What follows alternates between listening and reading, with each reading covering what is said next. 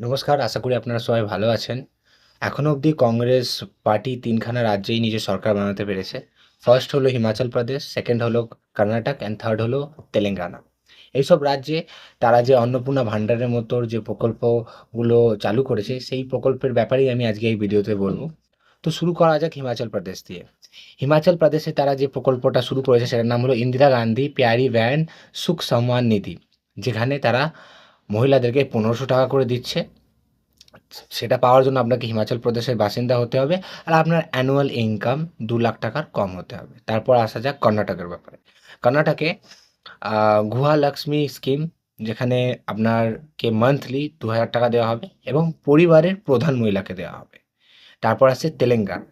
তেলেঙ্গানাতে মহালক্ষ্মী স্কিম শুরু করা হয়েছে। সেখানে ২,৫০০ টাকা করে দেওয়া হচ্ছে মহিলাদেরকে পার মান্থে এবং সেখানেও পরিবারের প্রধান মহিলাকে দেবে তারা। আপনারা যদি এই স্কিমগুলি দেখেন, এগুলো শুধুমাত্র অন্নপূর্ণার ভান্ডারের মতো যে স্কিমগুলি, এছাড়াও তারা নানা ধরনের স্কিম চালু করেছে, যেমন ফ্রি ৫০০ টাকার মধ্যে গ্যাস দেওয়া এবং নানা ধরনের স্কিম তারা চালু করেছে। আপনারা যদি সেই ব্যাপারে জানতে চান তাহলে আপনারা সেটা গুগলে পেয়ে যাবেন এবং যেকোনো জায়গায় পেয়ে যাবেন, বা আমি তার ব্যাপারে একটা আলাদা ভিডিও বানিয়ে দেবো পরবর্তীকালে। যদি আপনি এই স্কিমগুলো দেখেন তাহলে সেটা ভালোভাবে লক্ষ্য করেন তাহলে এগুলো দেখবেন সব এই স্কিমগুলো উমেন এম্পাওয়ারমেন্টের জন্য।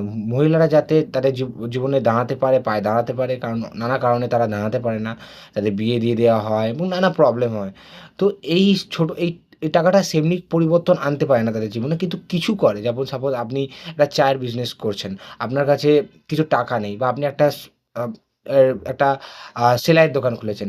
আপনার কাছে কিছু টাকা নেই। তো আপনি এই ১৫০০ টাকা দিয়ে বা এই ২,০০০ টাকা দিয়ে বা এই ২,৫০০ টাকা দিয়ে আপনি সেটা শুরু করতে পারেন। তো এটা উমেন এম্পাওয়ারমেন্ট এর জন্য দেওয়া হয়েছে এবং এটা কোনো, এই প্রকল্পগুলোকে দেখলে আপনি বুঝতে পারেন এগুলো কোনো লাইক লাইক গাল গল্প নয়। এটা এমনভাবে ডিজাইন করা হয়েছে যে যাতে এটা বাস্তবও থাকতে পারে, যাতে সরকার এটা চালাতেও পারে, আবার যাতে সরকারের কোনো ক্ষতিও নয়, মানে ক্ষতিও না হয় এবং অন্যান্য কাজে তারা যেন ডেভেলপমেন্ট করতে পারে। এবং ১৫০০ টাকা করে যেমন দিচ্ছে, আপনাকে হিমাচল প্রদেশের বাসিন্দা হতে হবে। আপনার অ্যানুয়াল ইনকাম ২,০০,০০০ টাকার কম হতে হবে। মানে আপনাকে গরিব হতে হবে। তারপর কর্ণাটকে যদি দেখেন তাহলে সেখানে ২,০০০ টাকা দিচ্ছে। আপনাকে পরিবারের প্রধান মহিলা হতে হবে। এরম না যে সব মহিলাকে দিচ্ছেন, একমাত্র মহিলাকে দেবে যিনি পরিবারের প্রধান। যেমন আমাদের সাধারণত প্রত্যেকটা বাড়িতে মাই হয় পরিবারের প্রধান। তেলেঙ্গানাতেও সেই সিম। তেলেঙ্গানাতে টাকাটা একটু বেশি, আর পরিবারের প্রধান মহিলা হতে হবে। তো এই জিনিসগুলো দেখলে আপনাদের বুঝতে পারবেন যে এটা পুরো ভালোভাবে ডিজাইন করা হয়েছে। এটা শুধুমাত্র ভোটে জেতার জন্য নয়। যেমন আগের পার্টি সার্টেন অ্যামাউন্ট দিত তোমার জেতার জন্য, ভোটে জেতার জন্য বা সত্তায় আসার জন্য। আপনি সেটাকে ডবল করে দিলেন। ডবল করে দেওয়ার পর আপনি যখন ভোটে জিতে গেলেন তখন আপনি নিজের মতো রুল বানাতে শুরু করলেন যে আমি একে দেবো, একে দেবো না, এরম নয়। যেটা ভোটের আগে ছিল সেটা ভোটের পরেও হবে। তো এইভাবে উমেন এম্পাওয়ারমেন্ট হয়। এইভাবে সমাজের উন্নতি হয়। ডেফিনিটলি আজকাল সবাই বলে ফ্রিবি, ফ্রিবি, ফ্রিবি। ফ্রিবি এটা তাদের জন্য যাদের পরিবারে আগের থেকেই টাকা আছে।